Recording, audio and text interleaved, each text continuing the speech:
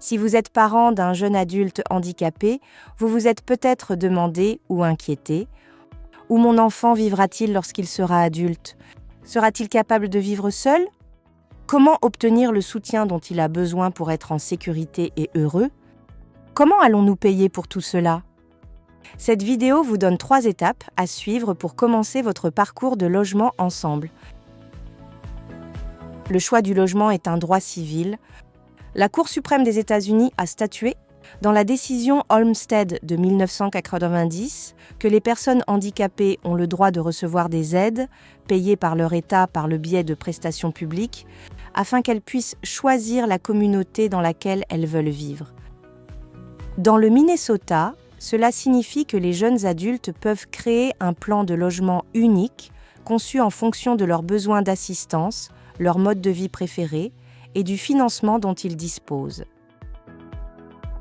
Étape 1. Découvrir ce qu'ils veulent. Pour créer un plan de logement, prenez le temps de discuter avec votre jeune adulte. Posez-lui des questions pour savoir ce qui est le plus important pour lui lorsqu'il emménagera dans son propre logement. Pensez à inclure d'autres personnes qui le connaissent le mieux. Posez des questions comme celle-ci. Quels sont vos endroits et vos personnes préférées? Quelles sont les activités extérieures que vous souhaitez continuer à pratiquer ou commencer après votre déménagement? Voulez-vous vivre avec plusieurs personnes, un colocataire ou seul? Dans un appartement ou une maison? En faisant participer d'autres personnes, elles combleront les lacunes si votre jeune n'est pas en mesure d'exprimer pleinement ses préférences. L'objectif de cette conversation est de créer une description d'une page, de la vie adulte souhaitée par votre jeune et de ses préférences en matière de logement. Cette description peut devenir son plan de logement.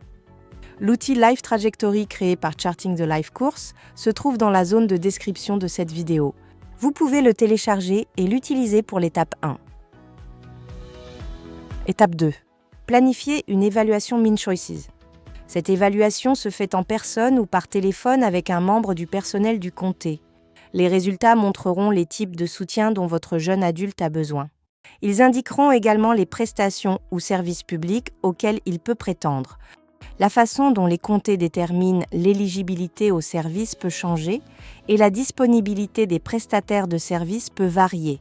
Pour planifier une évaluation Min Choices, contactez le centre de services de votre comté ou l'agence tribale. Étape 3. Déterminez les coûts et la façon de les payer. Les frais de logement de votre jeune adulte comprennent plusieurs dépenses. Le loyer mensuel ou l'hypothèque du logement physique, le coût des aides et des services dont il aura besoin pour vivre là, ainsi que de l'argent pour la nourriture, les services publics et d'autres dépenses de la vie courante. Tous ces éléments peuvent être payés de différentes manières en fonction de l'éligibilité. Par exemple, le revenu SSI de votre jeune adulte, le revenu d'un emploi ou l'aide au logement du comté, les programmes d'assistance générale, GA, l'assistance médicale MA, une dérogation ou l'aide de la famille et des amis. Adressez-vous au responsable du dossier de votre jeune adulte, au bureau du handicap du comté ou à l'agence tribale pour connaître les aides financières auxquelles il a droit dans l'État du Minnesota. En franchissant ces 3 étapes, vous ouvrez la voie à l'indépendance de votre jeune adulte. N'oubliez pas que vous n'êtes pas seul dans cette aventure. Vous pouvez y arriver. Si vous avez d'autres questions sur le logement de votre jeune adulte, contactez le Centre Passer.